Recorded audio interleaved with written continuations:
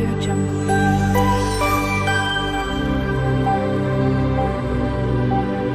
Audio Jungle. Halo, kembali lagi bersama saya Arthur. Hari ini kita akan lanjut part 3 daripada Prerequisite Program atau Sistem Prasyarat atau Program Prasyarat atau biasa singkatannya PRP.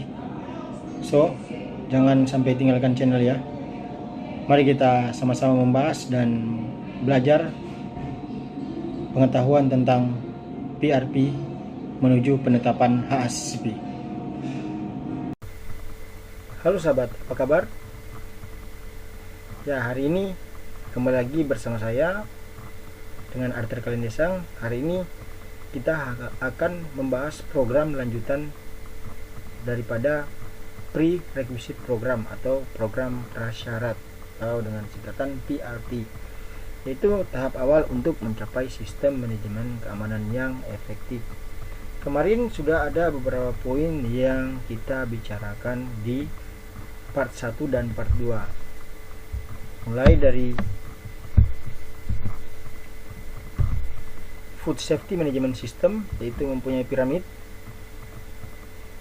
Di dalamnya ada keempat poin yang sangat penting untuk mencapai kesuksesan, yaitu kita membutuhkan pelatihan serta pendidikan.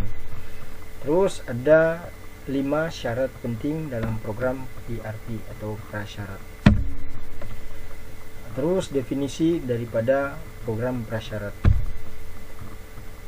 Setelah itu kita juga kemarin membahas terkait Good Manufacturing Practice, yang itu adalah panduan umum, terkait panduan umum. Terus kita masuk pada part 2, yaitu pemilihan lokasi. Terus struktur bangunan, setelah itu struktur ruangan,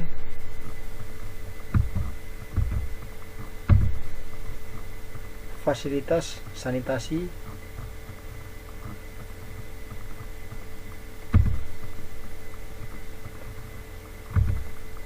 terus yang ketiga adalah part 3, kita akan membahas terkait personal hygiene, yaitu kebijakan dan prosedur kebersihan pribadi diikuti oleh setiap orang yang memasuki area dapur. Tidak boleh membawa ponsel, sendok, pisau di saku, tidak boleh memakai jam tangan, gelang, atau perhiasan dan lain-lain. Kenapa tidak boleh? Karena besar sekali kemungkinan barang atau aksesoris yang terdapat di bagian tubuh kita mengandung bakteri. Jadi kalau kita masuk area dapur, takutnya terjadi kontaminasi antara barang yang kita bawa dengan makanan yang biasanya terjadi di saat proses preparation. Nah, teman-teman tahu bakteri hidup membutuhkan air, udara, suhu. Itulah mengapa kita sangat konsen dengan hal terkait bakteri. Kita membutuhkan personal hygiene kita benar-benar sudah mengikat dalam tubuh kita. Kita secara personal harus bersih. Status kesehatan. Setiap penyewa makanan harus melakukan medical check up minimal 1 tahun sekali.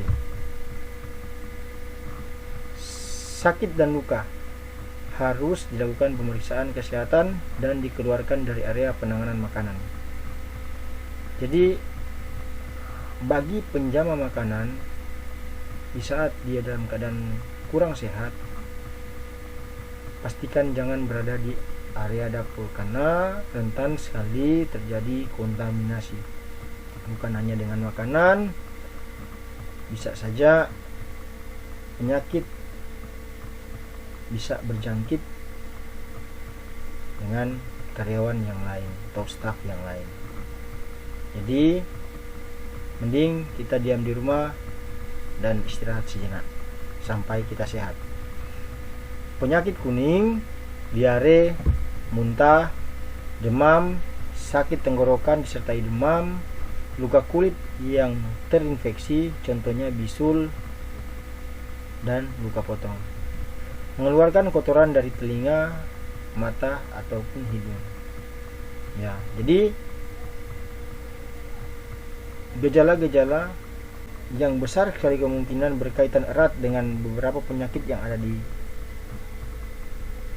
poin-poin tersebut ini, usahakan menghindari atau jangan dulu bekerja. Beristirahatlah di rumah, nanti setelah sehat baru bisa kerja. Kebersihan diri. Penjama makanan harus menjaga kebersihan diri. Menggunakan sarung tangan, penutup kepala, dan sepatu safety atau safety shoes. Bagi yang terluka harus ditutup dengan menggunakan penutup luka. Kapan kita harus mencuci tangan? Kapan kita harus melakukan simple hygiene? Yaitu ketika memulai menangani makanan. Setelah dari toilet, setelah menangani bahan mentah atau bahan yang sudah terkontaminasi.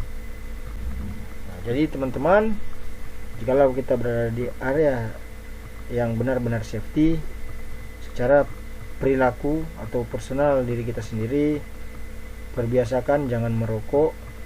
Kalau kita berada di dapur, jangan merokok di area dapur, jangan sembarang meludah, mengunyah atau makan, bersin atau batuk ke arah makanan yang tidak terlindungi, jangan menggunakan perhiasan berupa jam tangan, pin, atau barang-barang lainnya. Cleaning and disinfectant. Program pembersihan dan disinfeksi seluruh area dapur, bar, dan tempat produksi makanan. Dilakukan secara rutin dan dipantau untuk melihat ketepatan dan keefektifannya. Selalu perbiasakan saat kita bekerja harus menggunakan data. Itu semua sistem pekerjaan dicatat dan meminta tanda tangan kepada pemimpin divisi, atau dalam hal ini adalah executive chef. Di saat kita melakukan pencucian, gunakan sistem wash, rinse, and sanitizer. Sanitasi dan mempergunakan chemical saat kita membersihkan seluruh ruangan dapur,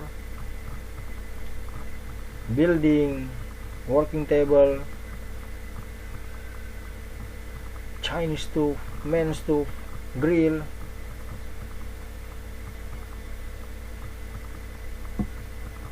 exhaust, dan masih banyak lagi equipment ataupun utensil yang ada di area dapur. Kita harus menggunakan chemical.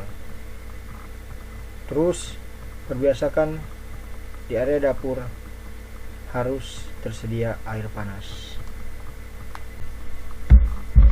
Pest control adalah program pengendalian hama. Dalam hal ini adalah suatu proses usaha untuk mengurangi dan mematikan berbagai macam serangga, hama yang sifatnya mengganggu atau merusak atau tidak diinginkan yang biasanya berada di lingkungan rumah tangga ataupun industri, dalam hal ini hotel maupun restoran. Perbiasakan melakukan sanitasi yang baik. Pengawasan bahan-bahan karya produksi. Mencegah hama ke dalam hotel maupun resto. Lubang-lubang dan saluran area di dapur pastikan tertutup. Dipasang kasah kawat di pintu, jendela, dan ventilasi. Air curtain dan insect trapper. Anjing dan kucing tidak berkeliaran di lingkungan dan di tempat produksi. Pest control. Insektisida adalah bahan kimia yang bersifat beracun yang biasanya dipakai untuk membunuh serangga. Pest control harus memiliki mapping. Rodentisida adalah bahan yang mengandung bahan senyawa beracun yang biasanya dipakai untuk membunuh tikus. Bentuk pasta padat atau blok. Digunakan di luar area tertutup dan dapat diidentifikasi. Maintenance atau perbaikan. Perawatan terencana dengan baik. Tujuan perbaikan bersifat permanen. Hindari perbaikan sementara. Perbaikan sementara harus diganti pada waktunya. Menjaga kualitas dan keamanan pangan. Menggunakan material yang original. Jika perawatan dilakukan pada saat produksi, pastikan produk terlindungi menggunakan pelumas food grade jika ada potensi kontaminasi. Transportasi. Prinsip umum. Perlu pengawasan untuk menghindari kerusakan, penurunan mutu dan keamanan pangan olahan. Persyaratan alat pengangkutan. Pastikan transportasi yang digunakan tidak mencemari produk, mudah untuk dibersihkan, melindungi kontaminasi terutama debu dan kotoran, mempertahankan suhu kelembapan dan kondisi penyimpanan. Mudah mengecek suhu kelembapan atau humidity dan kondisi lainnya. Transportasi, pemeliharaan. Dipelihara dalam keadaan bersih dan terawat, tidak untuk mengangkut bahan berbahaya. Jika mengangkut bahan non-pangan, dilakukan pencucian dan disinfeksi. Dalam hal ini contohnya troli. Supplier quality management. Semua bahan berasal dari supplier yang sudah disetujui.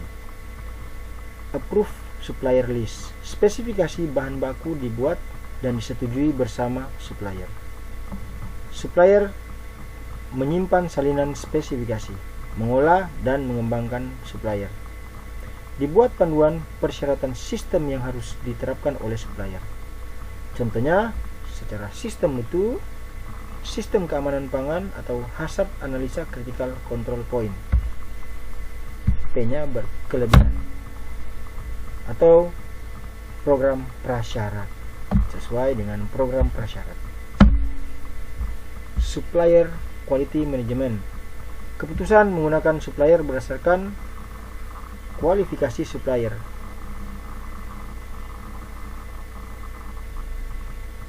Keputusan menggunakan supplier berdasarkan kualifikasi supplier, perbandingan harga, pengecekan sesuai sampel dengan spesifikasi, audit sistem mutu keamanan pangan. Audit sistem mutu keamanan pangan, evaluasi kinerja supplier dilakukan secara berkala, analisis data kedatangan dan kesesuaian mutu. Audit supplier sebagai bagian dari kualifikasi supplier dilakukan secara berkala untuk memastikan sistem supplier berjalan dengan baik. Training atau pelatihan. Setiap unit kerja. Perusahaan menetapkan kompetensi pekerja pada setiap unit kerja. Menyediakan training untuk memenuhi kualifikasi sesuai kompetensi yang dibutuhkan. Melakukan evaluasi program pelatihan. Memelihara rekor pekerja berkaitan dengan pendidikan, keahlian, pengalaman, dan pelatihan. Melakukan refresh training secara berkala. Pelatihan yang perlu menjadi rekomendasi HACCP atau Hazard Analisa Critical Control Point, yaitu bagaimana kita menganalisa titik krisis pada makanan. Food allergy, good manufacturing practice atau cross contamination atau cross kontaminasi atau kontaminasi silang. Saya rasa sampai di situ dulu training part 3 kita pada hari ini. Semoga evaluasi pembelajaran pelatihan atau knowledge yang saya berikan hari ini bisa membawa wawasan bagi teman-teman yang menonton channel saya, dan sukses untuk kita semua. Salam sehat dari saya dan terima kasih.